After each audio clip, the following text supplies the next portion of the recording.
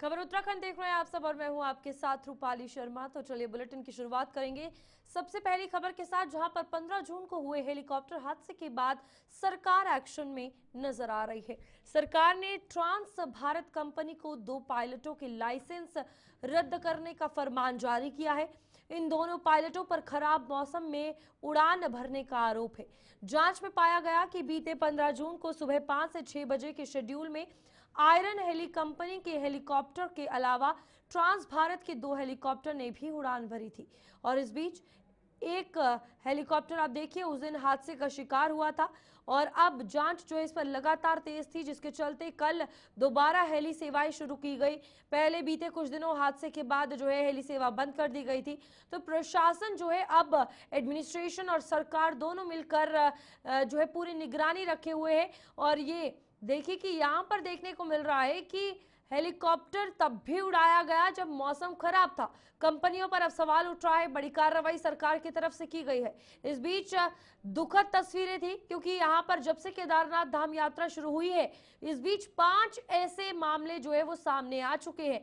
और खराब मौसम, वहां पर लगातार जो है कब मौसम बदल जाए ये पता नहीं चलता, लेकिन उसके बावजूद आप देखिए शेड्यूल में ये था भी, उसके बावजूद देखने को मिला कि 2 और कंपनियों ने हेलीकॉप्टर उड़ाए थे। धनराज गर्ग हमारे संवाददाता हमारे साथ जुड़ चुके हैं, धनराज से जानकारी लेंगे। धनराज, कल एक तरफ हेली सेवाएं शुरू करना और आज दोबारा से शिकंजा जो है इन कंपनियों पर कसा गया है, क्योंकि सवाल पहले दिन से ही खड़ा हुआ था कि क्या ये कंपनियां सक्षम है भी या नहीं। 15 तारीख की वारदात है कि जो हेलीकॉप्टर क्रैश हुआ था, उसके बाद कहीं ना कहीं सरकार एक्शन जी। मोड में नजर आ रही, क्योंकि उसकी जांच करने के निर्देश मुख्यमंत्री पुष्कर सिंह धामी की तरफ से दिए गए थे। और जांच में निकलकर सामने आया है कि उस हेलीकॉप्टर के साथ ही 2 हेलीकॉप्टर और उड़ान भरे थे, जो कि सुरक्षित अपने जो गोचर है वहां पर पहुंच चुके थे। और जी। देखिएगा कि कहीं ना कहीं जो हेलीकॉप्टर उड़ाए गए थे वो नियमों के विरुद्ध उड़ाए गए थे, यानी कि समय भी नहीं हुआ था हेलीकॉप्टर उड़ाने का, लेकिन उससे पहले ही हेलीकॉप्टर को उड़ान भरवा दी गई थी।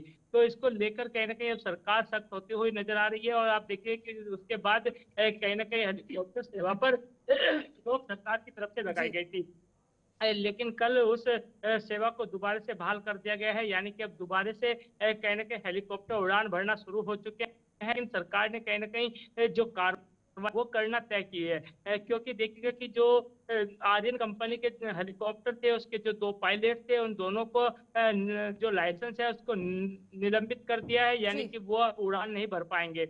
और उसके साथ ही देखिएगा कि जो अन्य 2 कंपनी के जो हेलीकॉप्टर थे उन पर भी कार्रवाई करने की बात सरकार की तरफ से की जा रही है। तो कहा जा सकता है कि कहीं ना कहीं जो यात्री हैं उनकी सुरक्षा के साथ कोई भी खिलवाड़ ना हो, उसके लिए एक नियम बनाए गए हैं और उसके लिए ही कहीं ना कहीं इन पर कार्रवाई भी की गई है। लेकिन अब देखने वाली बात यह होगी कि क्या इन नियमों का उल्लंघन फिर कंपनियां करती हुई नजर आएंगी, या फिर उन नियमों के अनुसार ही इन हेलीकॉप्टर की उड़ान भरी जाएगी। क्योंकि यहाँ पर धनराज सवाल ये है कि वेदर को लेकर पहले ही कहा गया है कि केदारनाथ धाम घाटी में कभी भी मौसम बदल जाता है। उसके बावजूद ऐसी क्या जरूरत आन पड़ी कि हेलीकॉप्टर चॉपर सर्विस चलानी ही चलानी पड़ी। यहाँ पर पैसे कमाना जरूरी था या जान जो गवा दी अब हाथ से, उसके बाद लाइसेंस रद्द कर दिए गए हैं। ये इतनी बड़ी कहीं ना कहीं अब हर्जाना इसका भुगतना पड़ा है उन सबको। बिल्कुल रूपाली, देखिए जिस तरीके से जो नियम है वो कहीं ना कहीं ये नियम है कि जब मौसम खराब हो तो हेलीकॉप्टर नहीं उड़ सकते हैं, लेकिन जी। उसके बावजूद भी उन नियमों की अनदेखी करते हुए कंपनी ने हेलीकॉप्टर उड़ाया और उसके बाद एक बड़ा हादसा देखने को मिला। तो कहा जा सकता है कि कहीं ना कहीं लालच में आकर जो कंपनियां हैं वो पैसा अधिक कमाने के चक्कर में कहीं ना कहीं लोगों की जान से खिलवाड़ करती हुई नजर आती हैं। और ये एक बड़ी लापरवाही भी मानी गई है। क्योंकि जब मौसम विभाग की तरफ से पहले से ही चेतावनी जारी की गई थी, पहले से ही पूर्वानुमान जारी किया गया था, लेकिन उसके बावजूद भी कहीं ना कहीं कंपनियों की तरफ से ये हेलीकॉप्टर उड़ाना एक कहा जा सकता है कि जी। यात्रियों की सुरक्षा के साथ कहीं ना कहीं खिलवाड़ है। तो इसको लेकर सवाल लगातार खड़े हो रहे थे, लेकिन सरकार ने इस पर एक्शन लेते हुए अभी देखिएगा कि जो पायलट है उनके लाइसेंस निरस्त कर दिए हैं। और उसके साथ ही जो कंपनियां हैं उन पर मुकदमा निर्देश दिए हैं। तो कहा जा सकता है कि कहीं न कहीं सरकार ज़रूर एक्शन मोड में नज़र आ रही है, लेकिन जिस तरीके से दोबारा से हेली सेवा शुरू की गई है, तो उसमें जो नियम है, उनकी अनदेखी ना हो, उसके लिए कहीं न कहीं एक टीम बनाकर ये कार्य करने के लिए मुख्यमंत्री पुष्कर धामी ने निर्देशित किया है और साफ तौर पर उड्डयन विभाग को भी कहीं न कहीं कहा है कि ये जो जी। हेलीकॉप्टर हैं, इन नियमों के विरुद्ध नहीं जाने चाहिए। यदि कोई भी नियमों के विरुद्ध जाता है, समय से पहले हेलीकॉप्टर उड़ाता है या फिर मौसम खराब होने के समय पर हेलीकॉप्टर उड़ाने की कोशिश करता है, तो उस पर कड़ी से कड़ी कार्रवाई धनराज, की जानी उनके चाहिए। नाम जानकारी क्या कुछ सामने आई है, उन दो जिनके लाइसेंस रद्द किए गए हैं? जी, बिल्कुल देखिए रूपाली आपको बता दूँ कि जो 2 पायलट थे वो कहीं न कहीं आर्यन कंपनी के थे और दोनों ही पायलटों के जो लाइसेंस है वो निरस्त कर दिए गए हैं। जी। हालाँकि नाम की जानकारी अभी नहीं आ पाई है, लेकिन कुछ समय बाद कहीं न कहीं नामों की जानकारी भी हासिल हो जाएगी कि आखिर वो दोनों पायलट कौन-कौन जी। पायलट थे और लाज़मी है कि उन पर कहीं न कहीं मुकदमा भी दर्ज किया जाएगा और इस तरह की जो कार्रवाई है सख्त से सख्त वो कार्रवाई ज़रूर की जाएगी। अब आगे सरकार ने क्या निर्देश दिए हैं जो बचे हुए दिन हैं चार धाम यात्रा के? क्योंकि यहाँ पर चार धाम यात्रा हो, हेमकुंड साहिब यात्रा हो या बाकी अन्य यात्राएं हो, उत्तराखंड में जाहिर सी बात है हेली कंपनियों का काम बहुत ज्यादा जरूरी है और लोग भी शायद ये व्यवस्थाएं चाहते हैं, लेकिन जब इस तरीके के हादसे आते हैं तो बड़े सवाल खड़े होते हैं हर किसी पर। बिल्कुल रूपाली देखिए, आपको बता दूँ कि उत्तराखंड एक पहाड़ी क्षेत्र है और पहाड़ी क्षेत्र में कहीं न कहीं लोगों की भी पसंद रहती है कि वो हेलीकॉप्टर से अपनी एग्जैक्टली। यात्रा को पूरा कर ले क्योंकि चार धाम यात्रा की यदि मैं यहाँ पर बात करूँ तो कहीं न कहीं पहाड़ी क्षेत्र है और पहाड़ी क्षेत्र में पैदल चलना बड़ा मुश्किल हो जाता है। तो उसको देखते हुए कहीं न कहीं लोगों की तमन्ना रहती है कि वो अपनी जो यात्रा है वो हेलीकॉप्टर से कर लें। बिल्कुल। लेकिन जिस तरीके से ये हादसा हुआ है इसके बाद से कहीं न कहीं जो यात्री हैं वो डरे हुए नज़र आ रहे हैं और अब हेलीकॉप्टर का सहारा नहीं ले रहे हैं। यानी कि कम सहारा लिया जा रहा है। लेकिन देखिएगा कि अब दोबारा से जो सेवा है हेलीकॉप्टर की वो बहाल कर दी गई है और सख्त निर्देश मुख्यमंत्री पुष्कर सिंह धामी की तरफ से दिए गए हैं कि ठीक है। उड़ान भरने से पहले हेलीकॉप्टर की जो तकनीकी जाँच है वो जाँच की जाएगी बिल्कुल। और इसके साथ ही जो हेलीकॉप्टर है के कंपनी है उसको कहीं न कहीं मौसम विभाग से भी पूर्व जानकारी हासिल करनी होगी। यदि मौसम विभाग ये कहता है कि मौसम खराब है, तो बिल्कुल भी उड़ान नहीं भरेंगे। जी। ठीक है धनराज, बने रहिएगा अगली खबर पर भी हमारे साथ। यहाँ पर अब बड़ा सवाल कहीं ना कहीं हेली कंपनियों को लेकर भी है, लेकिन दो के लाइसेंस रद्द हो चुके हैं और आगे जो बचे हुए दिन है यात्रा के उसमें सुरक्षित यात्रियों को ऊपर पहुंचाया जाए और सुरक्षा के हवाले से पूरा ध्यान रखा जाए, ये सरकार की तरफ से निर्देश जारी कर दिए हैं। आगे बढ़ेंगे, मौसम के हवाले से बात करेंगे, जहां पर मौसम विज्ञान केंद्र ने उत्तराखंड में बारिश होने की संभावना जताई है। मौसम विज्ञान केंद्र की ओर से तेज हवाओं का ऑरेंज और येलो अलर्ट इस बीच जारी किया गया है। मौसम विज्ञान केंद्र ने चमोली, बागेश्वर, नैनीताल और रुद्रप्रयाग के कुछ इलाकों में बारिश की आशंका जताई है। प्री मानसून की बारिश से गर्मी से राहत मिल रही है। 22 जून तक प्रदेश भर में मौसम बदले रहने की संभावना है। तो यहाँ पर अब मौसम बदल रहा है और प्री मॉनसून को लेकर अगर बात की जाए तो यहां अब अलर्ट जो है वो जारी किया है, जिसमें ऑरेंज और येलो अलर्ट दोनों जारी कर दिए गए हैं। उत्तराखंड के लिए भीषण गर्मी के बीच मौसम का बड़ा बदलाव और पूर्व अनुमान जो है वो लगाया गया था। प्री मॉनसून आ चुका है। धनराज हमारे साथ बने हुए हैं, धनराज से ही जानकारी लेते हैं कि उत्तराखंड में मौसम कैसा है। धनराज, उत्तराखंड में इस वक्त मौसम कैसा है? प्री मॉनसून की बात की जा रही है और क्या तैयारियां प्रशासन कर रहा है? तो चलिए, यहाँ पर धनराज से संपर्क टूट चुका है, लेकिन मौसम के हवाले से अगर बात की जाए तमाम तैयारियां पूरी है। धनराज एक बार फिर से हमारे साथ जुड़ चुके हैं। धनराज, मौसम विज्ञान केंद्र की तरफ से क्या कुछ जानकारी दी गई है उत्तराखंड के मौसम के हवाले से? बिल्कुल रूपाली देखिए लगातार उत्तराखंड का जो मौसम है वो कहीं न कहीं बदला हुआ नज़र आ रहा है क्योंकि शाम के समय कहीं न कहीं लगातार बारिश देखने को मिल रही है और मौसम विभाग की तरफ से अभी भी अनुमान जताया आज से लेकर 22 तारीख तक कहीं न कहीं उत्तराखंड के तमाम क्षेत्रों में बारिश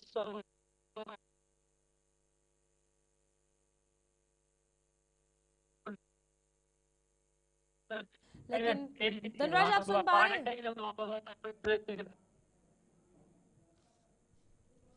तो कहीं न कहीं जी। तूफान देखने को मिल सकता है क्योंकि जो आज बात करो तो मौसम की बात चलिए, धनराज तक आवाज नहीं पहुंच पा रही है और यहाँ पर इस वक्त मौसम को लेकर अगर बात की जाए प्रदेश भर में आज भी मौसम जो है वो बदल रहा है और इस बीच प्री मानसून जो है वो आ चुका है। तो ओवरऑल मानसून की दस्तक और तमाम प्रशासन की तैयारियां बनी रहे, इसको लेकर काम किया जा रहा है। महाराष्ट्र के पूर्व राज्यपाल और उत्तराखंड की पूर्व मुख्यमंत्री भगत सिंह कोश्यारिया का 83वां जन्मदिन हल्द्वानी में सामाजिक समरसता के रूप में मनाया गया। हल्द्वानी के अंबेडकर पार्क में इस मौके पर एक समरसता कार्यक्रम आयोजित हुआ, जिसमें बतौर मुख्य अतिथि भगत सिंह कोश्यारी ने शिरकत की। मीडिया से बात करते हुए उन्होंने कहा कि राज्य की धामी सरकार 95% सही काम कर रही है और 5% शिकायतें आती है, लेकिन कोई भी 100% ठीक नहीं हो सकता, इसलिए धामी सरकार बहुत अच्छा काम कर रही है।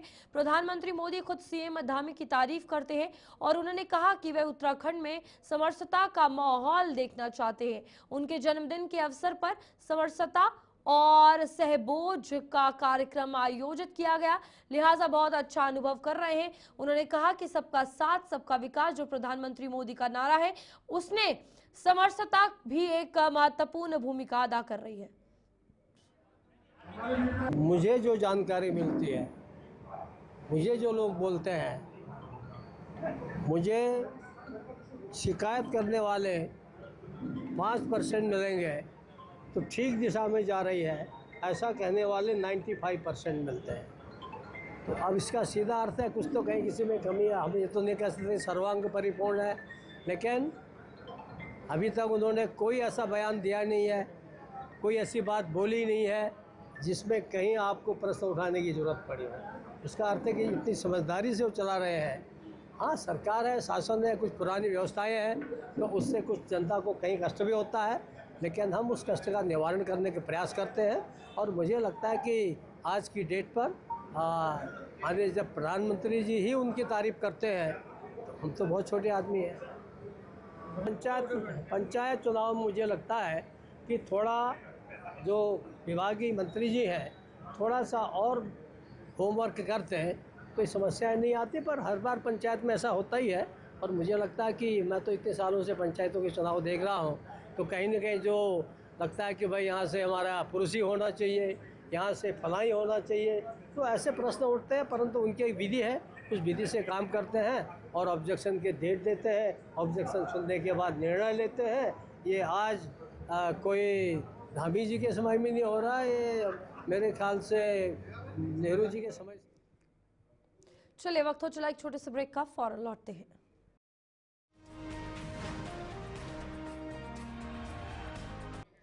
चलिए ब्रेक के बाद लौट चुके हैं, आगे बढ़ेंगे बुलेटिन में, जहां पर देहरादून में उत्तराखंड सरकार के द्वारा पत्रकारों के हित में एक और बड़ी पहल की गई है। मुख्यमंत्री पुष्कर सिंह धामी के निर्देश पर देहरादून स्थित सूचना निदेशालय रिंग रोड में एक विशेष निःशुल्क स्वास्थ्य सुरक्षा कैंप का आयोजन किया गया। इस कैंप में राज्य के वरिष्ठ विशेषज्ञ डॉक्टर, पत्रकारों व उनके परिजनों को स्वास्थ्य जांच व परामर्श की सेवाएं दी गई। मुख्यमंत्री धामी ने स्पष्ट रूप से कहा, पत्रकार हमारे लोकतंत्र की आत्मा है, उनकी जिम्मेदारियों के साथ उनका स्वास्थ्य भी सरकार की प्राथमिकता है।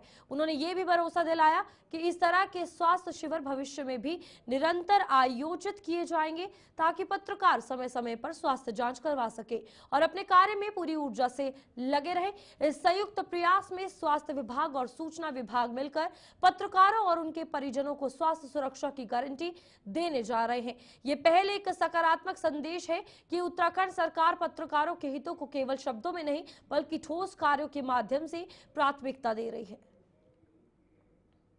देखिए, आज माननीय मुख्यमंत्री जी के निर्देशों के क्रम में सूचना निदेशालय में स्वास्थ्य विभाग और सूचना विभाग के कंबाइंड एफर्ट्स से आज ये मेडिकल हेल्थ कैंप ऑर्गेनाइज किया जा रहा है।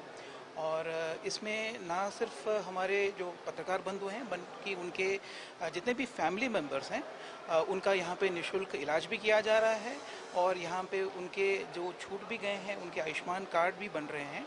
और यहाँ पे दून मेडिकल कॉलेज से जितने भी हमारे स्पेशलिस्ट हैं और सुपर स्पेशलिस्ट हैं, यथा हमारे न्यूरोलॉजिस्ट हैं, कार्डियोलॉजिस्ट हैं, यूरोलॉजिस्ट हैं, ऑर्थो के डॉक्टर्स हैं, जनरल सर्जन्स हैं, फिजिशियंस हैं, सभी लोगों का जो है यहाँ पे प्रतिभाग हुआ है और अब तक लगभग 100 से भी ज़्यादा लोगों ने अपनी रजिस्ट्री करवाई है। उनका ट्रीटमेंट का भी चल रहा है, फुल बॉडी चेकअप इत्यादि सब यहाँ पे चल रहा है और यहाँ पे आयुष्मान कार्ड्स भी बन रहे हैं। मेडिकल डिपार्टमेंट की ओर से हमारा प्रयास ये रहेगा कि इस प्रोसेस को हम लोग ज़िले स्तर पे भी रेप्लिकेट करें और ये एक वन ऑफ एक्सरसाइज ना होके इसका जो फॉलोअप है वो भी हम लगातार करने की कोशिश करेंगे। इसके लिए हम लोग एक रजिस्ट्री बनाएंगे और रजिस्ट्री में जो भी फॉलोअप होने हैं, जो भी डॉक्टर्स रेकमेंड करते हैं, सजेस्ट करते हैं फॉलोअप के लिए, तो उनकी भी एंट्री होगी और समय समय पे फॉलोअप भी होगा। और आने वाले समय में भी हम लोग ज़्यादा से ज़्यादा इस प्रकार के निःशुल्क कैंप्स हमारे पत्रकार बंधुओं के लिए हम लोग कोशिश करेंगे, क्योंकि जर्नलिज्म हमारा चौथा स्तंभ है। जो हमारे जर्नलिस्ट हैं सुबह शाम दिन रात 24/7 जो है कभी कभार अपनी जान को जोखिम में भी डाल के जो है जनता तक खबर पहुंचाने का जो सराहनीय प्रयास आपके द्वारा किया जा रहा है, उसी को सलाम है। ये देखिए, विगत में कुछ दुखद घटनाएं हुई और माननीय मुख्यमंत्री जी ने उनका संज्ञान लिया और उन्होंने कहा कि पत्रकार बंधुओं के लिए स्वास्थ्य विभाग के सहयोग से एक निःशुल्क स्वास्थ्य जो शिविर है, हेल्थ कैंप आयोजित किया जाए और आज इसका आयोजन किया गया है। इसमें सभी प्रकार की जांचें और जो भी चाहे कार्डियो का है, स्किन का है, आपका गायनी का है, सारी यहाँ पर सुविधा जांच की है और सभी इस तरह का जो विशेषज्ञ डॉक्टर हैं इन बीमारियों के लिए वो लोग भी यहाँ बैठे हुए हैं और सचिव स्वास्थ्य ने भी इसका निरीक्षण किया है। उन्होंने कहा है कि जो भी अगर कोई जांच में इस तरह की बीमारी प्रकट होती है, पकड़ में आती है, तो उसका फॉलोअप भी लिया जाए और कंप्लीट उसका जो उपचार किया जाए। किच्छा विधानसभा क्षेत्र के मलसा गिरधपुर में रात को करंट लगने से हुई लाइनमैन की मौत के मामले में बड़ी कार्रवाई की गई है। इस मामले में ऊर्जा निगम उपखंड अधिकारी ने कुरैया सब स्टेशन ऑपरेटर और सुपरवाइजर की लापरवाही मानते हुए उन्हें सेवा मुक्त कर दिया है। बता दें कि बीती रात करीब 7:30 बजे ऊर्जा निगम में स्वयं सहायता समूह से लाइनमैन शिमला पिस्तौर निवासी 48 वर्षीय शिव कुमार पुत्र लालराम मलसा गिरधरपुर स्थित सत्या मेटल इंडस्ट्री में फ्यूज उड़ने की जानकारी पर गया था।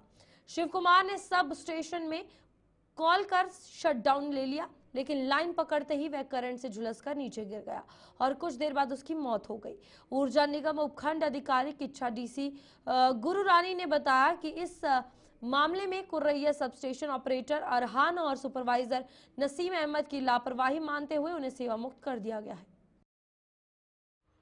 15/6/2025 को समय शाम के टाइम 8:30 बजे सत्या मेटल इंडस्ट्रीज है लालपुर मलसा रोड में, उसके 11 kV के फ्यूज फटे थे और वो फ्यूजों को जोड़ने के लिए वहाँ के लाइनमैन शिव कुमार ने शटडाउन लिया कुरैया बिजली घर से।